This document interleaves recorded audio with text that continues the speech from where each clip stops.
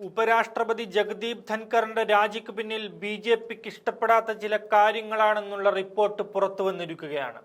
ബി.ജെ.പിക്ക് ഇഷ്ടമുള്ളവരെ സംരക്ഷിക്കാൻ കൂട്ടുനിൽക്കാൻ കഴിയാത്തവർ ഇനി ഉന്നതരായാലും അവർ പടിക്ക് പുറത്താണ്. അതാണ് ഉപരാഷ്ട്രപതിയുടെ കാര്യത്തിൽ സംഭവിച്ചിരിക്കുന്നത്. എന്നാൽ അദ്ദേഹം രാജിവെച്ചാൽ ഇനി ആര് അല്ലെങ്കിൽ ഇനി എന്ത് എന്ന ചോദ്യമാണ് രാജ്യത്ത് അലയടിക്കുന്നത്. രാജി പെട്ടെന്നുണ്ടായതെങ്കിലും രാജിക്കു ശേഷം വരാനിരിക്കുന്നത് വലിയ അട്ടിമറിയാണെന്ന സൂചനകളാണ് ഇപ്പോൾ പുറത്തു വരുന്നത്. ആദ്യം ശശി തരൂരിന്റെ പേര് വന്നിരുന്നുവെങ്കിലും ഇപ്പോൾ ബീഹാർ മുഖ്യമന്ത്രി നിതീഷ് കുമാറിനെ ഉപരാഷ്ട്രപതിയാക്കി JDU എന്ന പാർട്ടിയെ തന്നെ തീർത്തുകളയാനാണ് BJPയുടെ നീക്കം എന്നാണ് അറിയുന്നത്. അങ്ങനെ ഒരു അട്ടിമറി ഇന്ത്യൻ രാഷ്ട്രീയത്തിൽ ഉണ്ടാക്കാനാണ് BJP ശ്രമിക്കുന്നത്. ശശി തരൂരിനെ ഉപരാഷ്ട്രപതിയാക്കുക വഴി BJPക്ക് അദ്ദേഹത്തെ കിട്ടാതെ വരികയും കോൺഗ്രസിന്റെ ലിസ്റ്റിൽ നിന്നും ഒരു MP പോകുകയും ഒരു ഉപതെരഞ്ഞെടുപ്പ് വന്നാൽ വലിയ സഹതാപ തരംഗത്തിൽ കോൺഗ്രസ് തന്നെ വീണ്ടും വിജയിക്കുമെന്നുള്ള സൂചനകളാണ് BJP നേതൃത്വത്തിന് ലഭിച്ചിരിക്കുന്നത്. അത് നിയമസഭാ തെരഞ്ഞെടുപ്പ് നടക്കുന്ന കേരളത്തിൽ UDFന് ശക്തി പകരാൻ മാത്രമേ ഉപകരിക്കുകയുള്ളൂ എന്നാണ് BJP കണ്ടെത്തിയിരിക്കുന്നത്. അതോടുകൂടി ശശി തരൂരിന്റെ സാധ്യത കുറഞ്ഞിരിക്കുകയാണ്. എന്നാൽ ഈ അവസരം മുതലെടുത്ത് BJP അതിനേക്കാളും വലിയൊരു അട്ടിമറിക്കാണ് ശ്രമിക്കുന്നത് എന്ന വാർത്തകളാണ് ഏറ്റവും ഒടുവിലായി പുറത്തുവിട്ടിരിക്കുന്നത്. അതായത് ബീഹാർ മുഖ്യമന്ത്രി നിതീഷ് കുമാറിനെ ഉപരാഷ്ട്രപതിയാക്കുക എന്നുള്ളതാണ്.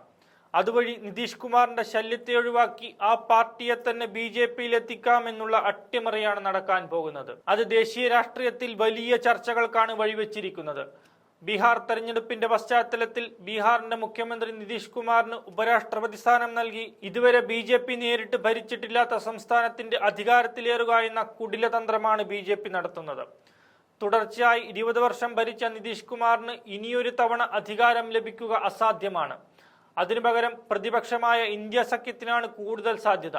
അഥവാ NDA സഖ്യത്തിന് ലഭിച്ചാൽ തന്നെ BJPക്കായിരിക്കും മുഖ്യമന്ത്രി സ്ഥാനം ലഭിക്കുക. അതിന് തടസ്സമാകാൻ നിതീഷ് കുമാർ ഉണ്ടാകാൻ പാടില്ല എന്നാണ് BJP കണക്കുകൂട്ടുന്നത്. ഏതായാലും ഉപമുഖ്യമന്ത്രി സ്ഥാനത്തിരിക്കാൻ കഴിയാതെ നിതീഷ് കുമാർ വീട്ടിലിരിക്കേണ്ടി വരും. അതിനേക്കാളും നല്ലത് ഉപരാഷ്ട്രപതി സ്ഥാനമാണ് എന്ന് കരുതി അദ്ദേഹം ഈ പദവി സ്വീകരിക്കാനാണ് സാധ്യത. പക്ഷേ അതോടെ JDU തീരും. 4 മാസങ്ങൾക്കുള്ളിൽ നടക്കുന്ന ബീഹാർ നിയമസഭാ തെരഞ്ഞെടുപ്പിൽ സീറ്റുകളുടെ 3/4 ഭാഗവും BJP ലക്ഷ്യമിടുന്നതിനാൽ നിതീഷിനെ ഉപരാഷ്ട്രപതിയാക്കുന്നത് അദ്ദേഹത്തെ പിണക്കാതെ നിർത്താനുള്ള ഒരു തന്ത്രമായിരിക്കാം.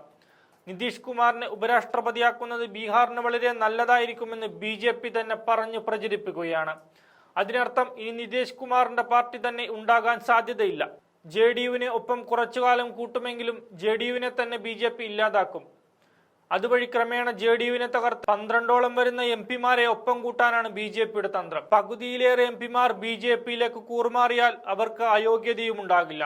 മോഡി ഭരണത്തിന് പിന്തുണ നൽകി മുൾമുനയിൽ നിർത്തുന്ന JDUവിനെ തന്നെ ഇല്ലാതാക്കി ആ MP മാരെ വിലക്ക് വാങ്ങുന്ന തന്ത്രമാണ് ഈ ഉപരാഷ്ട്രപതി സ്ഥാനം നൽകുന്നതിലൂടെ BJP ലക്ഷ്യം വെക്കുന്നത്.